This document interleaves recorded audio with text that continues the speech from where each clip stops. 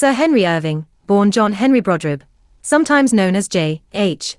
Irving, was an English stage actor in the Victorian era, known as an actor-manager, because he took complete responsibility for season after season at the West End's Lyceum Theatre, establishing himself and his company as representative of English classical theatre. In 1895 he became the first actor to be awarded a knighthood, indicating full acceptance into the higher circles of British society. Irving is widely acknowledged to be one of the inspirations for Count Dracula, the title character of the 1897 novel Dracula, whose author, Bram Stoker, was business manager of the theatre. Life and career. Irving was born to a working-class family in Keanton Mandeville in the county of Somerset. W. H. Davies, the celebrated poet, was a cousin. Irving spent his childhood living with his aunt, Mrs. Penberthy, at Hallstown in Cornwall. He competed in a recitation contest at a local Methodist chapel, where he was beaten by William Curnow, later the editor of the Sydney Morning Herald. He attended City Commercial School for 2 years, before going to work in the office of a law firm at age 13. When he saw Samuel Phelps play Hamlet soon after this, he sought lessons, letters of introduction, and work in the Lyceum Theatre in Sunderland in 1856, labouring against great odds, until his 1871 success in The Bells in London set him apart from all the rest. He married Florence O'Callaghan on the 15th of July 1869 at St Marylebone, London, but his personal life took second place to his professional life. On opening night of The Bells, the 25th of November 1871, Florence, who was pregnant with their second child, criticised his profession. "Are you going on making a fool of yourself like this all your life?" Irving exited their carriage at Hyde Park Corner, walked off into the night, and chose never to see her again. He maintained a discreet distance from his children as well, but became closer to them as they grew older. Florence Irving never divorced Irving, and once he had been knighted she styled herself Lady Irving. Irving never remarried. His elder son, Harry Brodribb Irving, usually known as H.B. Irving, became a famous actor and later a theatre manager. His younger son, Lawrence Irving, became a dramatist and later drowned, with his wife Mabel Hackney, in the sinking of the Empress of Ireland. H.B. married Dorothea Baird and they had a son, Lawrence Irving, who became a well-known Hollywood art director and his grandfather's biographer. In November 1882, Irving became a Freemason, being initiated into the prestigious Jerusalem Lodge No. 197 in London. In 1887 he became a founder member and first treasurer of the Savage Club Lodge No. 2190, a lodge associated with London's Savage Club. He eventually took over the management of the Lyceum Theatre and brought actress Ellen Terry into partnership with him as Ophelia to his Hamlet, Lady Macbeth to his Macbeth, Portia to his Shylock, Beatrice to his Benedick, etc. Before joining the Lyceum, Terry had fled her first marriage and conceived 2 out-of-wedlock children with architect-designer Edward William Godwin, but regardless of how much and how often her behaviour defied the strict morality expected by her Victorian audiences, she somehow remained popular. It could be said that Irving found his family in his professional company, which included his ardent supporter and manager Bram Stoker, and Terry's 2 illegitimate children, Teddy and Eddie. Whether Irving's long, spectacularly successful relationship with leading Lady Ellen Terry was romantic, as well as professional, has been the subject of much historical speculation. Most of their correspondence was lost or burned by her descendants. According to Michael Holroyd's book about Irving and Terry, A Strange Eventful History. Years later, when Irving was dead, Marguerite Steen asked Ellen whether she really had been Irving's lover, and she promptly answered, "Of course I was. We were terribly in love for a while." But at earlier periods in her life, when there were more people around to be offended, she said contradictory things. Terry's son Teddy, later known as Edward Gordon Craig, spent much of his childhood indulged by Irving backstage at the Lyceum. Craig, who came to be regarded as something of a visionary for the theatre of the future, wrote an especially vivid, book-length tribute to Irving. George Bernard Shaw, at the time a theatre critic, who was jealous of Irving's connection to Ellen Terry, conceded Irving's genius after Irving died. Early career. After a few years schooling while living at Hallstown, near St Ives, Cornwall, Irving became a clerk to a firm of East India merchants in London, but he soon gave up a commercial career for acting. On the 29th of September 1856 he made his first appearance at Sunderland as Gaston, Duke of Orleans, in Bulwer-Lytton's play, Richelieu, billed as Henry Irving. This name he eventually assumed by royal license. When the inexperienced Irving got stage fright and was hissed off the stage, the actor Samuel Johnson was among those who supported him with practical advice. Later in life Irving gave them all regular work when he formed his own company at the Lyceum Theatre. For 10 years, he went through an arduous training in various stock companies in Scotland and the north of England, taking more than 500 parts. His delineations of the various characters were admirably graphic, and met with repeated rounds of applause. Possessed of a fine voice, which he modulated with great taste and judgment, he was able to mark the depth or frivolity of the character he was representing with remarkable facility. He gained recognition by degrees, and in 1866 Ruth Herbert engaged him as her leading man and sometime stage director at the St. James's Theatre, London, where she first played Doracourt in The Bell's Stratagem. One piece that he directed there was W.S. Gilbert's first successful solo play, Dulcamara, or The Little Duck and the Great Quack. The next year he joined the company of the newly opened Queen's Theatre, where he acted with Charles Wyndham, J. L. Toole, Lionel Bruff, John Clayton, Mr. and Mrs. Alfred Wigan, Ellen Terry and Nellie Farron. This was followed by short engagements at the Haymarket Theatre, Drury Lane, and the Gaiety Theatre. In the spring of 1869, Irving was one of the original 12 members of the Lambs of London, assembled by John Hare as a social club for actors, 20, and would be made an honorary lifetime member in 1883.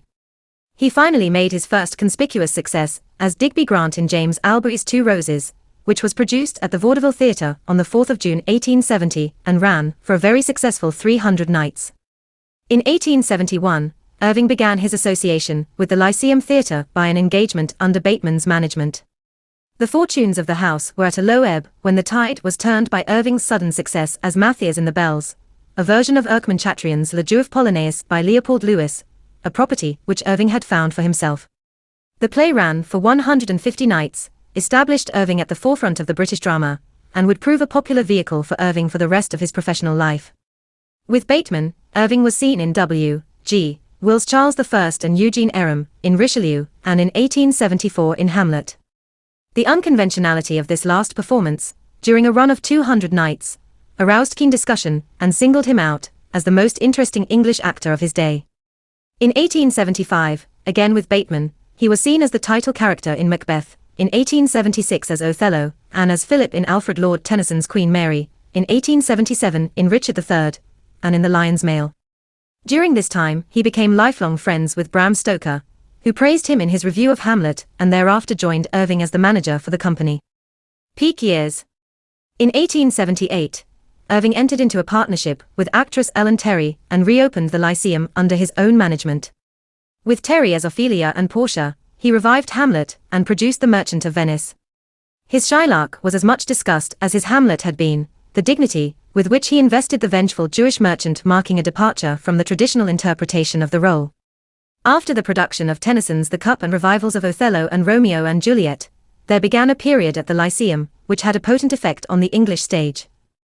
Much Ado About Nothing was followed by Twelfth Night, an adaptation of Goldsmith's Vicar of Wakefield by W.G. Wills, Faust, Macbeth, The Dead Heart, by Watts Phillips, Ravenswood by Herman, and Merivale's dramatic version of Scott's Bride of Lammermoor.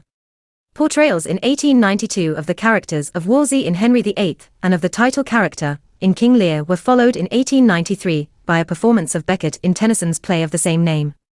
During these years, too, Irving, with the whole Lyceum Company, paid several successful visits to the United States and Canada, which were repeated in succeeding years. As Terry aged, there seemed to be fewer opportunities for her in his company. That was one reason she eventually left, moving on into less steady, but nonetheless beloved stage work, including solo performances of Shakespeare's women. Influence on Bram Stoker's Dracula. From 1878, Bram Stoker worked for Irving as a business manager at the Lyceum. Stoker idolized Irving to the point that, as one contemporary remarked, to Bram, Irving is as a god, and can do no wrong.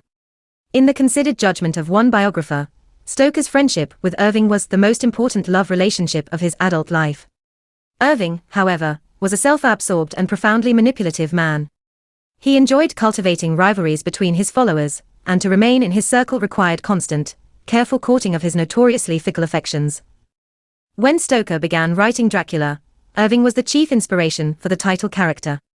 In his 2002 paper for the American Historical Review, Buffalo Bill Meets Dracula, William F.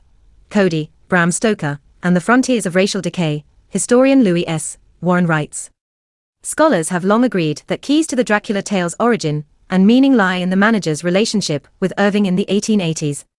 There is virtual unanimity on the point that the figure of Dracula, which Stoker began to write notes for in 1890, was inspired by Henry Irving himself. Stoker's numerous descriptions of Irving correspond so closely to his rendering of the fictional Count that contemporaries commented on the resemblance. But Bram Stoker also internalized the fear and animosity his employer inspired in him, making them the foundations of his Gothic fiction. Later years. The chief remaining novelties at the Lyceum during Irving's term as sole manager were Arthur Conan Doyle's Waterloo, J. Common's Carr's King Arthur in 1895, Cymbeline, in which Irving played Iachimo, in 1896, Sardou's Madame Sans-Jean in 1897, and Peter the Great, the play by Lawrence Irving, the actor's second son, in 1898. Irving received a death threat in 1899 from fellow actor Richard Archer Prince. Terrace had been stabbed at the stage door of the Adelphi Theatre in December 1897, and in the wake of his death, Prince was committed to Broadmoor Criminal Lunatic Asylum. Irving was critical of the unusually lenient sentence, remarking Terrace was an actor, so his murderer will not be executed. 2 years later, Prince had found Irving's home address and threatened to murder him when he gets out. Irving was advised to submit the letter to the Home Office to ensure Prince's continued incarceration, which Irving declined to do. In 1898, Irving was Reed Lecturer at the University of Cambridge.